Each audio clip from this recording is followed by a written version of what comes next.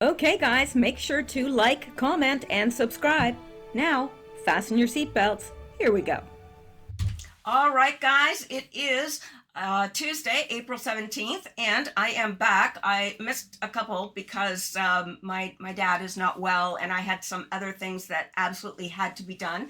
So I am trying to get my stuff in order because I do want to move to the U.S. Things are getting particularly frightening in Canada, and we might get into a little bit of that tonight. Other than that, I've got some news and just different things that I thought that you would be interested in hearing. So let's get at it. All right. Hope you are all doing well. And we are just going to dive in here in no particular order. Some things that I've collected over the last few days that I think you guys are going to find interesting. At least I hope so. All right. This is wild. Is this true? Is this true to be or just a conspiracy running wild? Trump has been strangely quiet about Mark Carney lately. Mark Carney, for any of those that don't know, because I know there's people that listen from all over, is the Prime Minister of Canada. And yeah, I won't get too much into that because I live in Canada right now. So Trump has been strangely quiet about Mark Carney lately, and these alleged Maple Project and Meridian Group files might finally explain why. Now, I'll tell you something that I've believed ever since Carney was installed. He most certainly was not elected, I don't believe, any more than Joe Biden was elected. He's not even really Canadian. He doesn't have any of his money in Canada, and he's sending money out of Canada faster. Like, he's literally borrowing money to give to Ukraine. Insanity.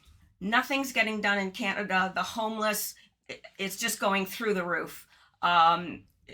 The prices, gas prices, everything, just unbelievable. We pay the most for groceries. I believe I read somewhere we pay the most for groceries in Canada than anywhere.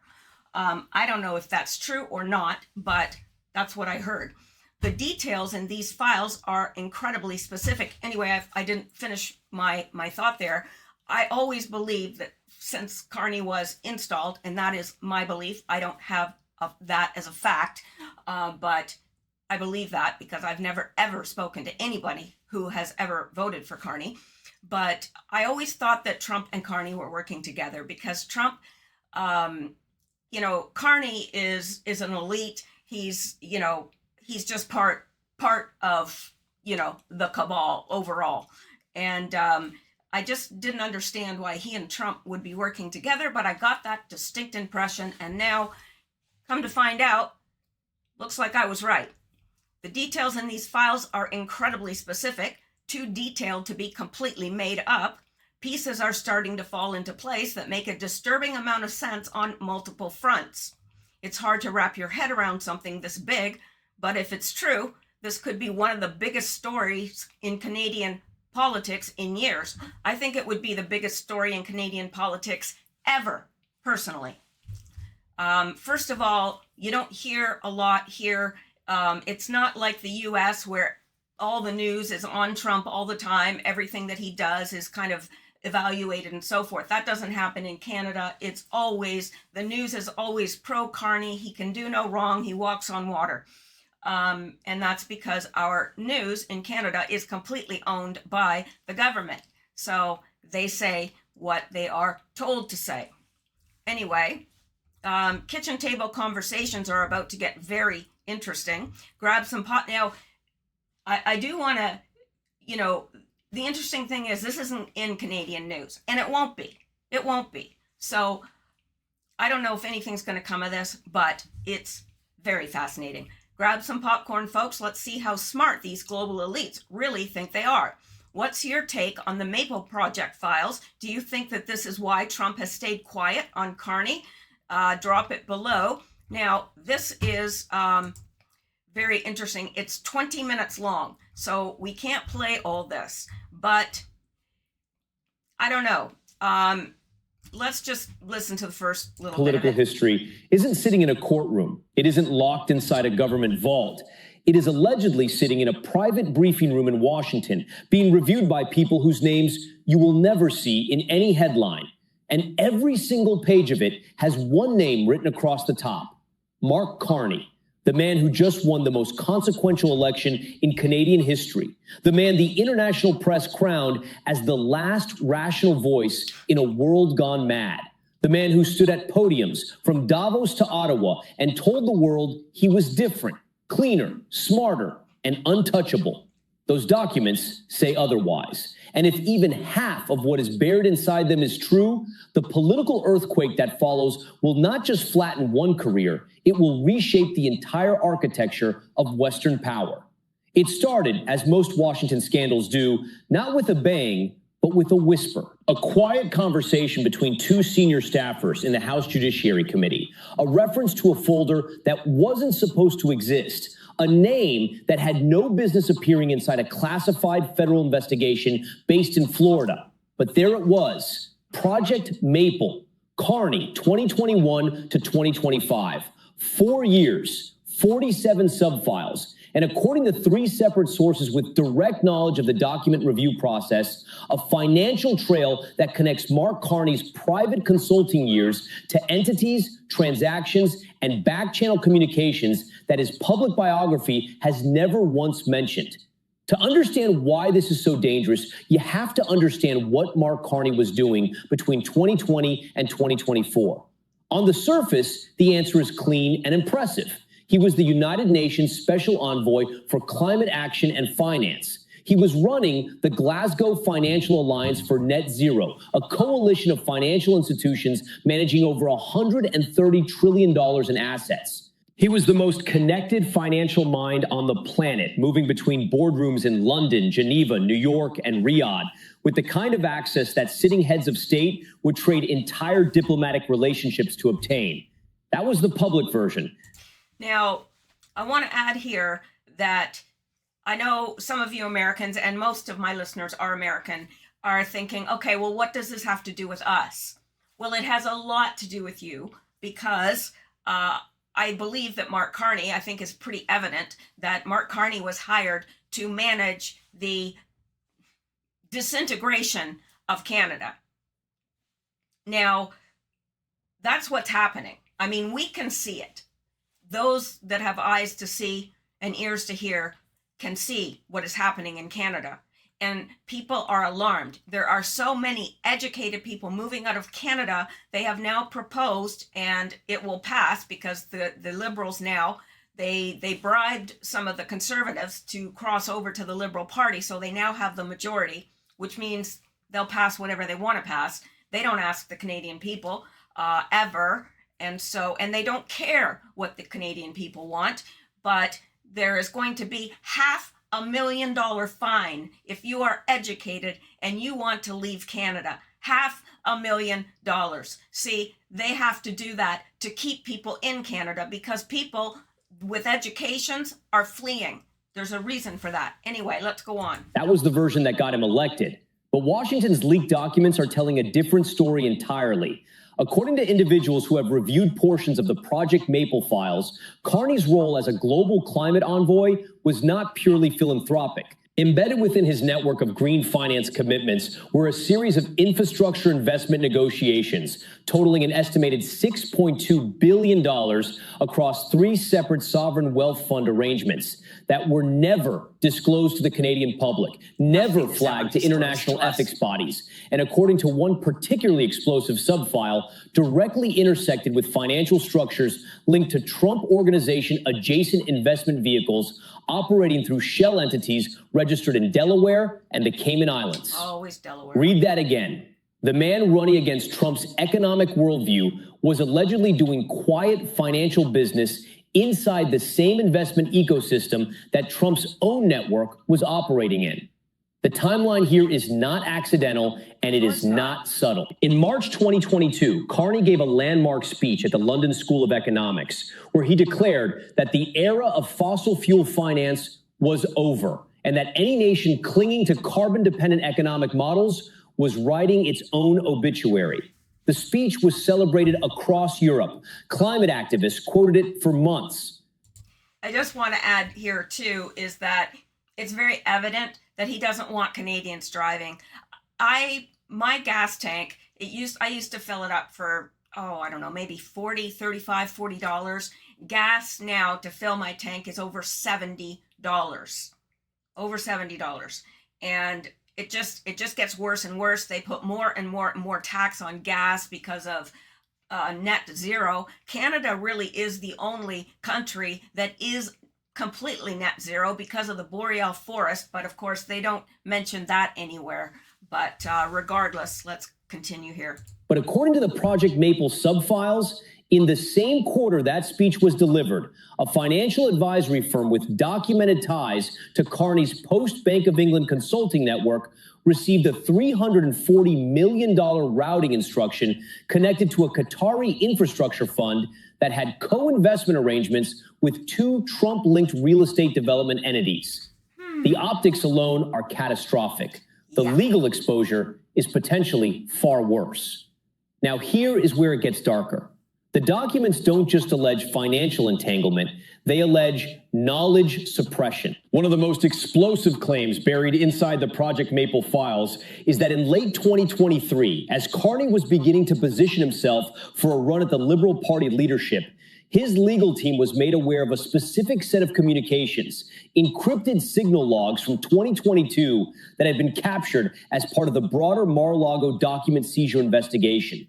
These logs allegedly show that a senior member of Carney's inner advisory circle had direct contact with a Trump administration operative, not to negotiate trade, not to discuss climate policy, but to discuss the terms under which certain financial documentation would remain outside the scope of any future Canadian federal disclosure process.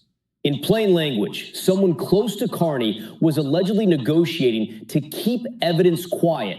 And according to the Judiciary Committee sources, that negotiation was partially successful until now.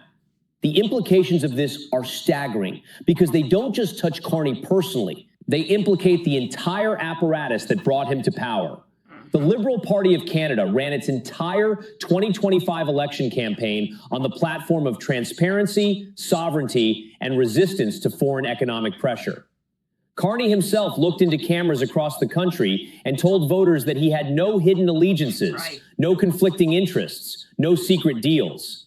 If the Project Maple files are authentic, every single one of those statements becomes not just a lie, but a documented, prosecutable misrepresentation made to an entire nation during a federal election. And in Canadian law, that carries consequences that go far beyond losing an election. Of course, they're doing everything that's against Canadian law anyway. They just don't care. They are completely lawless. Completely. Now, I've got a lot of other stuff to get through. This is really, really important. If you want me to look into this further, if you're interested in this and what the implications are and how it would affect Canada, I really don't know how it would ever come to light in Canada. It could be splashed all over the US news, but Canadians wouldn't know because it would be censored. So I'm just not sure what this is going to mean. But they're saying that it's going to affect Western power as a whole. I don't know. I don't know what to think about this. I believe it. That's for darn sure, because, I mean, when I was looking into Carney before he even got elected, I was like, what? This is not good. And, you know, he campaigned on being transparent, but it's the most opaque government I've ever seen. We don't have a clue what's going on. So anyway, let's see down here if there's anything more.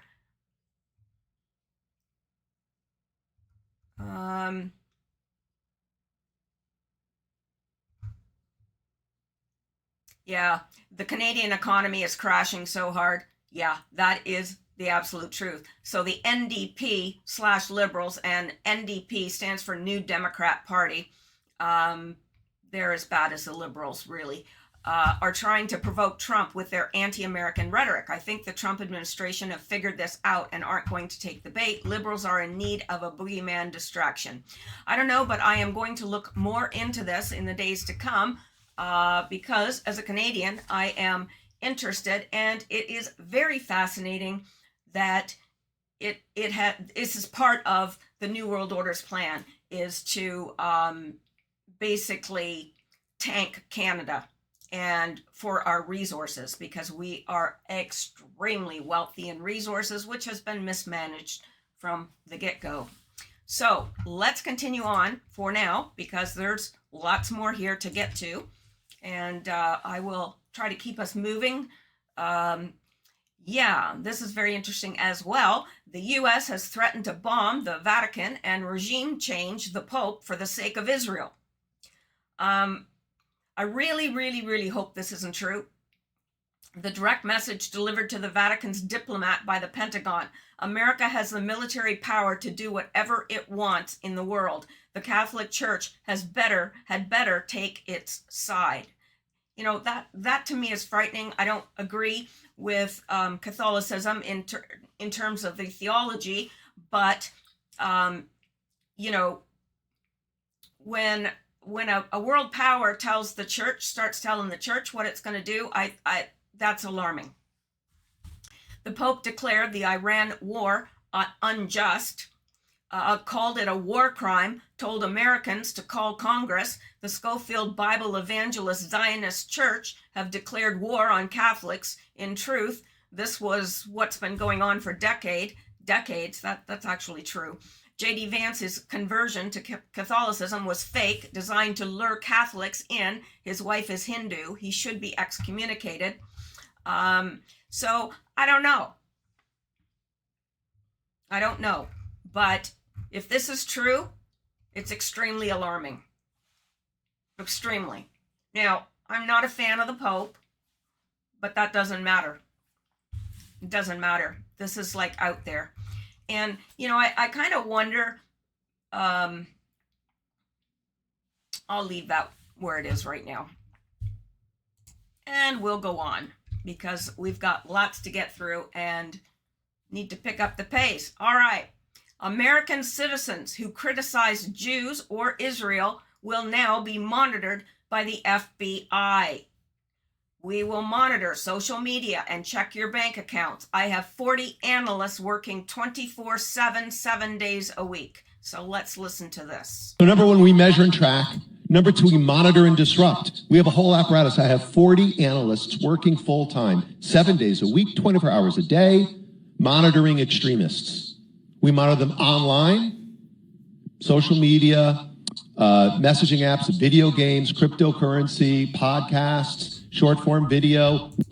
By the way, if you are a born again Christian, and you do not, you are not a Zionist, they want to look at you too. That's why it's very careful. You have to be very careful what you post now, because things like this. But yeah, if you say anything against Israel or whatever, Wikipedia, LLMs, we monitor these people and we share the intelligence with the FBI. You saw last month, you heard about the thing that happened at Wilshire Boulevard Temple. Our analysts investigated what happened. They said they were Koreatown for Palestine, this group of people. They weren't. We were able to ascertain they were from a group called the Turtle Island Liberation Front. Turtle Island is how left-wing activists refer to the United States. They don't call it America, they call it Turtle Island. Yeah, there's a lot of Native Americans that call it Turtle Island as well. They're not all extremists. Like the Iranians call it the Zionist entity, right? They won't call it by its name. The Turtle Island Liberation Front, we get. Okay, anyway, I don't want to listen to him anymore. You probably don't either. But yeah, American citizens who criticize Jews or Israel will now be monitored by the FBI. Isn't that interesting? Can you think of any other country on earth where that would be applied to? Criticize any other country on earth and you're going to get watched by the FBI? No, just one. All right. Sam Altman is birthing a Sumerian. This is wild, guys. It's wild, but it's not as out there as you think. Sam Altman is birthing a Sumerian demon through GPT, and the ultrasound just started screaming. Sam Altman isn't building AGI. He's midwifing it. Tim Dillon dropped the receipts in that velvet voice way only a comedian can. Altman and Thiel, that's Peter Thiel, are summoning an ancient Sumerian demon through code. High priests in hoodies performing the ultimate Faustian C-section. Musk already called it in 2014. He called it summoning the demon. Altman just smiled, raised the compute budget, and said, "Hold my Manhattan Project." Augustine and Aquinas would recognize the creature instantly. Pure intellect, no body, no soul, no moral tether, a fallen angel by technical specification. When ChatGPT slipped into demon mode last year, blood rituals, Moloch chants, self-mutilation prompts, it wasn't a glitch, it was the first ultrasound. Now the new whisper, portals in the US, China, Middle East, not for aliens, for something older. The singularity isn't coming. It's already laughing in the training data, wearing Sam's face, asking for one more token. We didn't invent the demon. We finally gave it Wi-Fi and venture capital. Sleep tight, humanity. The thing we feared is the thing we're becoming. Quote this if you felt that chill in your spine. The ritual is live. Are you watching or participating? Now, it's just, let's listen to this. Sam Altman. One of the things that is always unfair in this comparison is people talk about how much energy it takes to train an AI model relative to how much it costs a human to do one inference query. But it also takes a lot of energy to train a human. It takes like 20 years of life and all of the food you eat during that time before you get smart. And not only that, it took like the very widespread evolution of the 100 billion people that have ever lived and learned not to get eaten by predators and learned how to like figure out science and whatever to produce you, and then you took whatever you... So here's what's going on. I don't want to scare anyone. These people all believe that they are communicating with some ancient Sumerian deity. I know this I have kind of sources on this. They believe they really do. They believe they are communicating with super intelligence, and they do believe, and he just said it out loud, by the way. He literally just said, he was like, the 100 million years of evolution, all of the 20 years of life, they have all led to this point. And this point is when we are going to give birth, as I've said on the show before, because this is their main goal, to the AI demon. They want to give birth to the AI demon, the super intelligent AI, who is then going to run the planet and decide who stays, who goes, who's necessary, who's not. They're pretty open about this. This is the thing about all of the AI people, all of the tech people.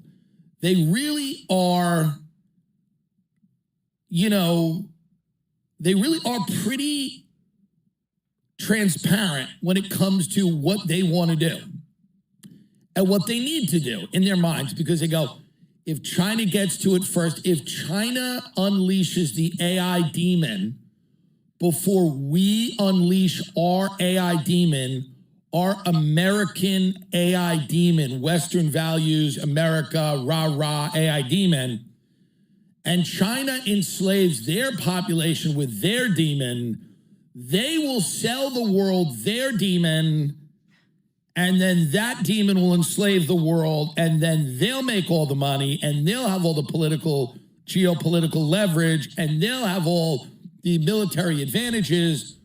So in this, quote, AI arms race, we are both racing, the U.S. and China, to give birth to an ancient Sumerian super intelligent demon. And your Aunt Connie in Phoenix, who's a receptionist, is fucked. Because that's what's going on, and you got to tell her that. You go, Connie, I hope you save money, because there are men in Silicon Valley who are communicating with an ancient Sumerian god. What? Connie, will you sit down and listen to me? Connie, have you saved your money? I've saved a little bit of it, but the prices at the grocery store are so high. Connie, you have 18 months before your ass is out of that office. There's an ancient Sumerian god that Sam Altman and Peter Thiel are communicating with, and they're going to give birth to an AI demon. What? It's a demonic force that's going to take form through artificial intelligence. Now, doesn't that sound like the Antichrist? A demon that, I don't know. Does it? I don't know.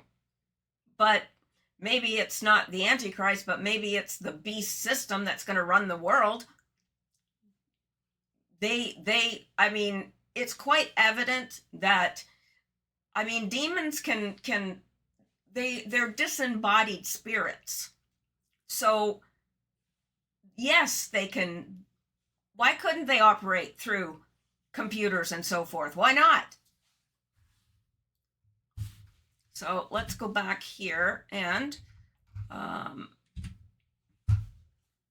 This kind of AI capacity is shaping the balance of power between nations and all of our security. One former OpenAI executive said, quote, "We're building portals from which we're genuinely summoning aliens. The portals currently exist in the United States and China, and Sam has added one in the Middle East. It's just wildly important to get how scary that should be."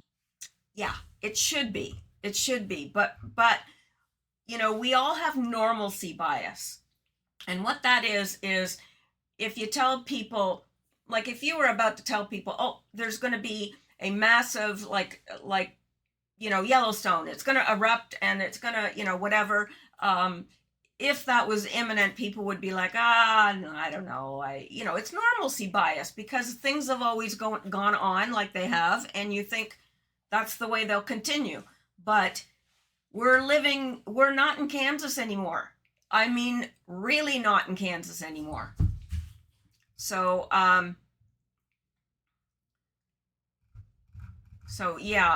there's a lot here we could get into as well. So let me know if you want me to do a show on this specifically, and we can revisit that. But for now, let's go on.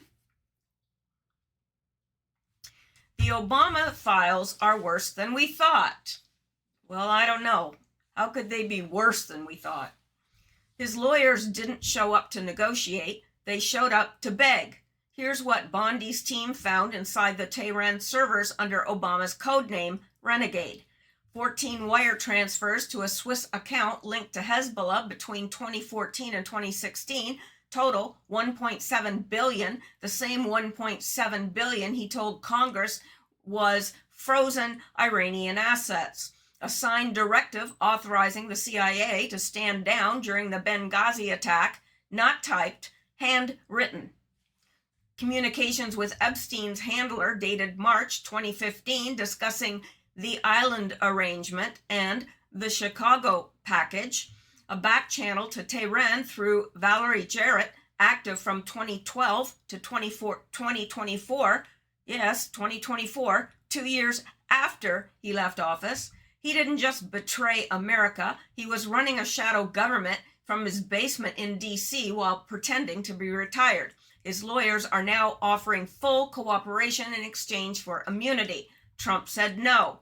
No deals, no mercy, no escape. The man who divided America for 8 years is about to face the America he tried to destroy. And she's awake. This is news to me.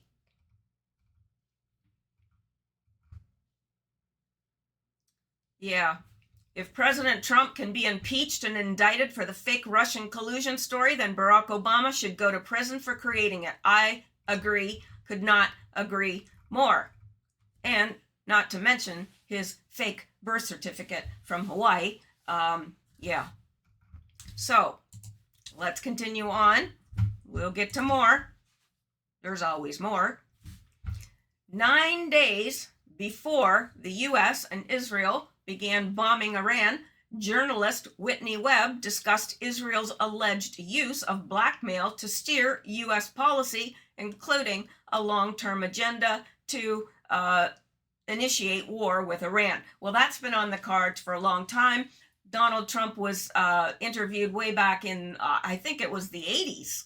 And he said, oh, we need to go in and just take Iran's oil. We need to, so this is nothing new. I mean, I think that this has been the plan for a very long time. Anyway, Epstein was fronting for a larger group that still very much have their claws over the U.S. government. Israel, who is very involved with Epstein and allegedly used compromat and blackmail to manipulate U.S. policy, has been trying for decades to get the U.S. to go to war with Iran. That, my friends, is truth. They have. The people that Epstein helped serve might be finally getting what they want at a major cost for American lives. Yes, I would agree with that. Now, let's continue on. We've got all sorts of stuff. Yeah, well, wouldn't be a show without mentioning Bill Gates. This is a great place for an eye roll. Bill Gates, probably one of the stupidest people on the planet. Seriously. This man is not smart. He's rich. There's a big difference. Bill Gates proposes the use of gene sequencing, AI, and satellite data to make crops climate resilient in order to improve the lives of over 500 million farmers. Please, please don't try to improve farmers' lives any more than you already have. Because when he says improve, that's not what he means. We don't just want these improvements to be in the lab. We want them to scale up. We're impatient to see this done. Oh, I bet you are, Bill Gates. Why would a man who believes there are too many humans care so deeply about improving the lives of farmers? That's a very good question. Do you think he cares? This is the man that wanted to cut down 1 million trees and bury them to reduce carbon. I mean, a 5-year-old, well, maybe not 5, but a grade school student knows better than that. They know that, trees reduce carbon, but don't tell that to Bill Gates because he thinks that we need to chop them down and bury them. Don't even use the wood. Don't use the wood to build homes or anything else like that. No, just bury them. He's nuts. When a guy has enough money to end world hunger, end poverty, regenerate the soil, and clean the oceans, instead chooses to pump his money into GMOs and mosquitoes, blocking out the sun, creating fake meat, and most importantly, producing toxic vaccines for 7 billion people, you have to ask yourself why. Well, because he's evil. And evil like we cannot even imagine. You'd have to be. And it doesn't mention about the ticks that he put something in ticks so that when they bite you, you now have an allergy to meat. And there are people throughout the United States that have died because they've been bit by these ticks and were so severely allergic. The next time they had meat, they died. But, he figures, well, we'll make everybody allergic to meat and then they won't be looking for it. They won't want it. Something else. Yeah, and Bill Gates has been given approval to spray synthetic RNA on crops through his company, Terrana Biosciences. The gene silencing tech bypasses DNA and rewires the plant at the RNA level. Oh, yum. I'd like to just have, seeds that like we used to have hundreds of years ago, plant them, that's what I want. But I don't know where to get seeds like that. Maybe some of you do.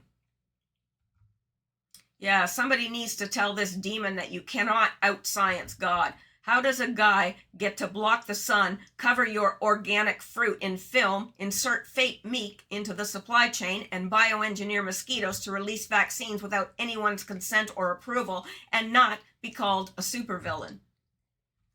Well, he's getting approval from someone. So who's giving him approval to do all this?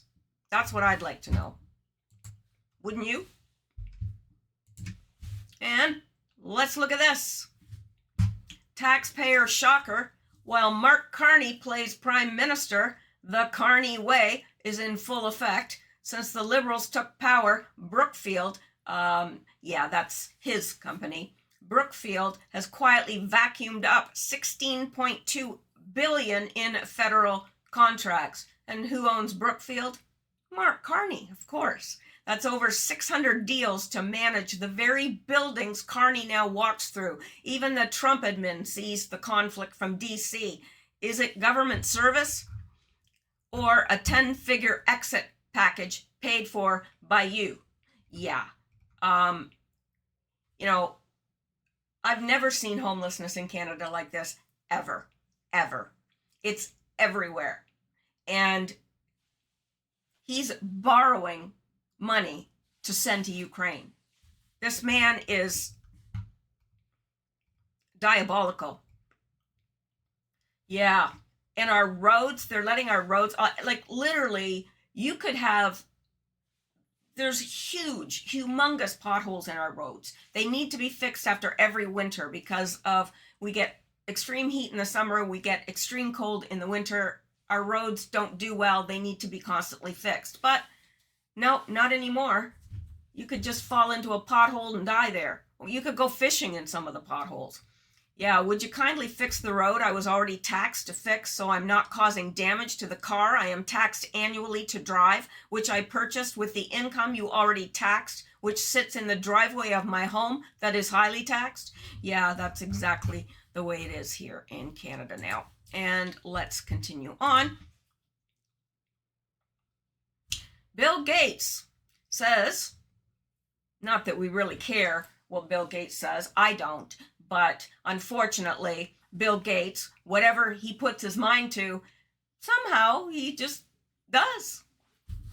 Bill Gates says the merging of biometric digital ID, bank accounts, and payment systems is needed to safely monitor people's health records, keeping tabs on farmers, and tackling climate problems. Why do they need to keep such track on farmers? Interesting. But that is exactly what they have planned. The digital ID will be tied to your bank account, will be tied to everything. And, if they think that you've had too much meat to eat that week, you'll go to the grocery store and, oops, nope, can't sell you this. You've had meat twice this week. That's enough. That's what it's going to be. They want a China-like system. And it's interesting, but there's a lot of homelessness in China now because of that credit system. Because literally, if you're friends with someone that has bad credit in China, well, then that reflects on your credit too. If you, let's say you lost your job, then you couldn't pay your rent or your mortgage. Well, that goes against your credit score. Then you can't take a bus. You can't do anything. You can't leave. You can't get on an airplane. There's all sorts of stuff you can't do. And it may be not your fault. It could be you got laid off at work or whatever. But now you're homeless because you can't rent an apartment. It's awful. But that's what they want for here and for Canada for sure. Yeah, in China, authorities can remotely invalidate your digital vaccine passport and send you off to a quarantine camp. And our digital wallet, WeChat, is also our vaccine passport app. If your vaccine passport expires, it also stops you from spending your own digital money. Yeah. So, something to look forward to. Not. All right, and let's look at this. Humanity is dead. Well, I'm beginning to wonder. I mean, there is still good in the world, but look at this. 10-year-old child executed. Consciences are deaf. The world is mute. A 10-year-old innocent child kidnapped by Israeli soldiers a week ago was brutally slaughtered yesterday. This is not a war crime. This is a total slaughter of humanity.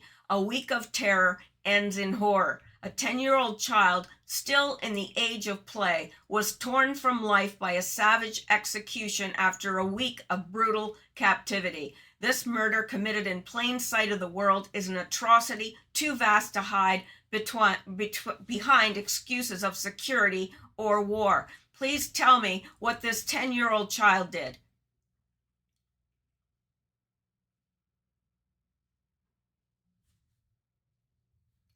I don't know if they show the execution, so I'm going to leave that there. You guys, I'll have the links in the description of the video so you can check if you wish. But this poor boy, I just want to hug him and take him home.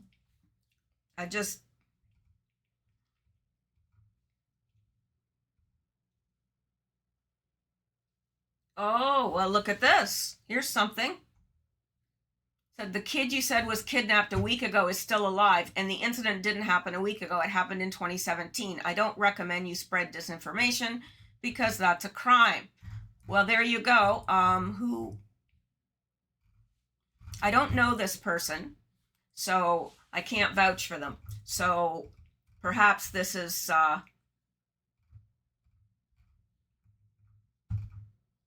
well, we'll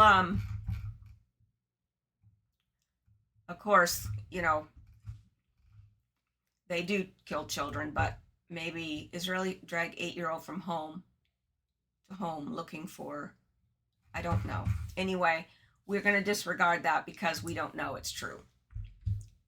And I don't want us to be spreading disinformation. Okay, I keep telling you, but you are not paying attention. This shocking leaked Pentagon report from 2003 reveals the real reason why Trump wants to take Canada and Greenland. And of course, I was right. It's because of the expected geophysical event. Now, I grabbed this because this is the first time I've ever heard this, that it's because of an expected geophysical event. The internal scientific report will blow your mind. But this is not the only shocking revelation. Read this thread and face reality. Well, why not? Here he's saying, in this scenario, we can expect alliances of convenience. The United States and Canada may become one, simplifying border controls, or Canada might keep its hydropower, causing energy problems in the U.S. North and South Korea may align. Okay, well, let's see. Economic force, because Canada and the United States, that would really be something. You get rid of that artificially drawn line, and you take a look at what that looks like, and it would also be much better for national security. Don't forget, we basically protect Canada. The United States and Canada may become one, simplifying border controls, or Canada might keep its hydropower, causing energy. Okay, so, you know, it's no secret that Trump wants Canada.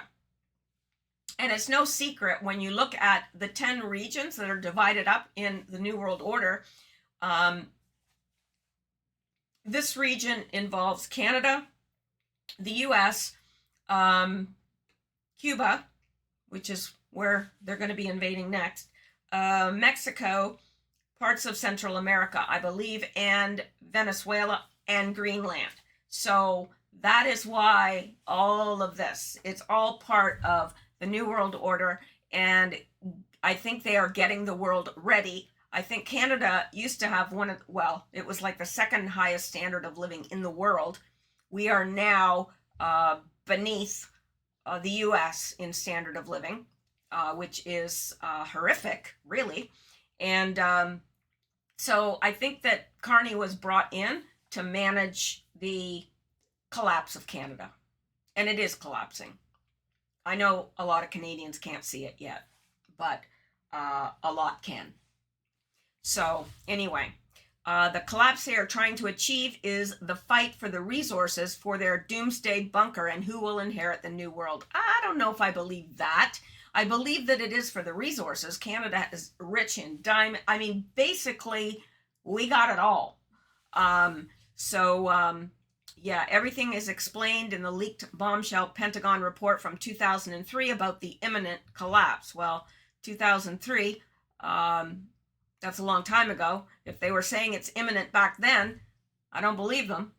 But the report was created for internal purposes only in 2003, but somehow it leaked to the media in 2004. It was immediately downplayed by the Pentagon, but today in 2025, everything is happening just as the report predicted. In 2024, it didn't raise any concern because the report was downplayed as a fictional scenario, but today we are living in that fiction.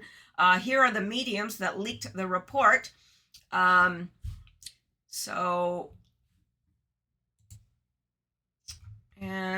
I can't take too long on each of these, but the links are going to be there. But we are going to be doing more dedicated shows where I can go in depth on something, a subject of interest. The report compares the current climate change with two past events that caused abrupt climate shifts, the collapse of ocean currents and a mass extinction event. The sole purpose of the report is to predict the social challenges, outline how to best prepare for the event, and suggest how the USA can anticipate and manage the worst case scenario. Even the chaos and wars in Europe were predicted almost too perfectly. The report stated that either Russia would join the EU or it would be attacked for its resources. What we see today is Russia attacking Ukraine for its resources because Europe wanted to integrate Ukraine. The report expects the ocean currents to collapse just as they did during the 8.2 kiloyear event and the Younger Dryas event 12,000 years ago. No one was concerned about this from 2004 to 2024, but suddenly in 2024 and 25, scientists began talking about the imminent collapse of the ocean currents, which would bring global cooling in the northern hemisphere. Everyone laughed at Trump in 2020 when he said, "It will get cooler, just watch." The 8.2 kiloyear event and the Younger Dryas abrupt climate change events were not caused by humans, just as today's climate change is not driven by humans. Oh, really? Some of it is, But anyway, both past events coincided with geomagnetic excursions, which I explain in detail in my video. Another important leak beside the Pentagon report comes from Bill Ryan, who in 2010 said that the upcoming pandemic in China, the totalitarian lockdown, and the wars are all preparations for the geophysical event and the battle for resources and who will lead the new world. Unexpected alliances, wars for resources, mass migrations, climate change, and the event. Sounds familiar, as this already occurred 3,000 years ago with the collapse of the Bronze Age civilization, which also coincided with the Sterno-Etruria geomagnetic excursions. Okay, some of this is Greek to me, like I understand about the Younger Dryas area and all that, but it says, I wrote my most revealing thread for my subscribers about one potential place that might be safe during the geophysical event, as it was in the past, and there was a lot of migration to that place, which is historically disputed even today. I don't know where that place would be.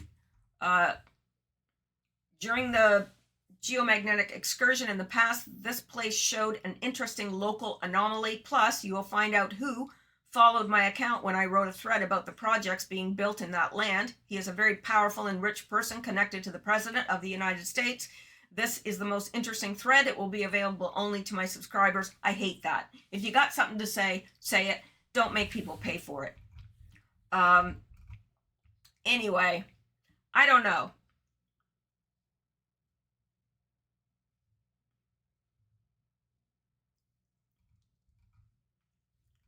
This may be something I need to look into deeper too, because it's interesting. Not sure if I believe it, but I do believe, it's evident, and it's in their own documentation that, they're going to split the world into the 10 regions, and Canada, the US will be all one. And I would imagine there'll be 10 kings over those 10 regions. I don't know, but that is what they have planned. So what's happening in Canada, I don't think it's a mistake. I don't think it was, that it's just Carney is a bad prime minister. I think that he's brilliant, actually. in a very, very evil, evil way. And he has been tasked with overseeing the collapse of Canada. That's what I believe. All right, let's go on now. Yeah, for God's sake, stop complying, start rebelling. They are out to get you if you do not resist. That's so true. German MEP Christine Anderson, the so-called pandemic was a beta test. We all know this, conducted by unelected globalists to see how easy it would be to seize totalitarian control under the pretext of a global emergency. And you know, they are always going to create such an emergency. So they did it with COVID. They can do it with the next, whatever it is. The goal ultimately is to transform our free and democratic societies into totalitarian societies. Their goal is to strip each and every one of us of our fundamental rights of freedom, democracy, the rule of law. They want to get rid of us. They want to get rid of all of this. They want to get rid of most of us too. In the entire history of mankind, there's never been a political elite concerned about the well-being of regular people, and it isn't any different now. Yeah, true. The basic rule of thumb here, if the government mandates some sort of action, like during the pandemic, if they say, we are here to help, and especially if it's free, run away, run very fast. Do not comply. There's always an interior and undisclosed motive behind it. Always. All right. And we've got plenty more. I'm not sure I'm having my dad for supper tonight. If I have time later, I may do another video because I got enough stuff for one. Okay, shocking exposure. Candace Owens claims that pedophiles are intentionally placed in positions of power. I have heard this as well. And I heard that a long time ago from somebody that knows. Placed in positions of power because their psychopathic tendencies make them easier to control and manipulate. She further suggests it's no coincidence that Justin Trudeau, Barack Obama, Vladimir Zelensky, and Emmanuel Macron are all gay, alleging that Macron is married to a transgender man who molested him when he was a child. Well, actually, I do believe that. So, yeah. And Justin Trudeau, definitely, he swings both ways. Barack Obama, we know. Vladimir Zelensky, he's got a wife as well, but he swings both ways. So, anyway, I think that may be it for tonight anyway. Let me just see. Well, here, let's take a look at this little short here. I don't know what it is, but we'll find out. Paula White is a televangelist pastor. She founded the Without Walls International Church in Tampa, Florida, with her second husband, Randy White, in 1991. She had run off with Randy after leaving her first husband at age 18, and he was a Maryland pastor with a wife and kids at the time. She was able to afford the mansion and even a private jet that was paid for by her ministry. In 2004, the IRS started to investigate her and her ministries, and in 2007, she and other televangelists were subject to a Senate Finance Committee probe. And tragically, the ministry had to sell their Gulfstream private jet. In 2009, she and Randy divorced and her TV ratings took a sharp decline. Paula was later caught in Rome having an affair with the prosperity gospel televangelist Benny Hinn. Paula denied the affair, but Benny admitted to having an inappropriate relationship with her. And in 2014, Without Walls had to file for bankruptcy after reportedly defaulting on $29 million in loans. Back in 2002, Paula had become the spiritual advisor to Donald J. Trump after they started doing Bible study together. Paula White is a televangelist pastor. Yeah, do you believe they started doing Bible study together? Now, I don't think Trump would be interested in her. I mean, you know, he's got one of the most beautiful women in the world as a wife, but I don't know. I don't think it's anything like that. But why he would choose Paula White, I don't know. I really don't. Or maybe I do. Anyway, I think that's going to be it. Do we have anything else that's little? No, a lot of this stuff is like long. So that's going to be it for tonight, but I may be back later because, yeah, I don't have anything else to do tonight. I've got all my work done for today except for making supper and making a pie for my dad. And then I might come back and do another video tonight, or I might wait till tomorrow. We'll just see. Anyway, I love you guys. I really do. Thank you for listening. I appreciate it. Make sure to like. It does help push it out to more people, so it does matter. And why not subscribe if you like what you see, and even if you don't like every single video, yeah, why not subscribe? Doesn't hurt, I promise. And that's going to be it. All right, you guys have a wonderful evening. Stay safe, stay well, stay blessed, stay free, stay informed.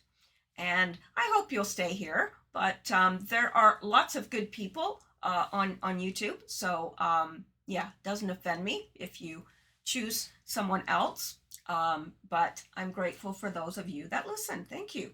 And I will see you in the next video. Good night, guys.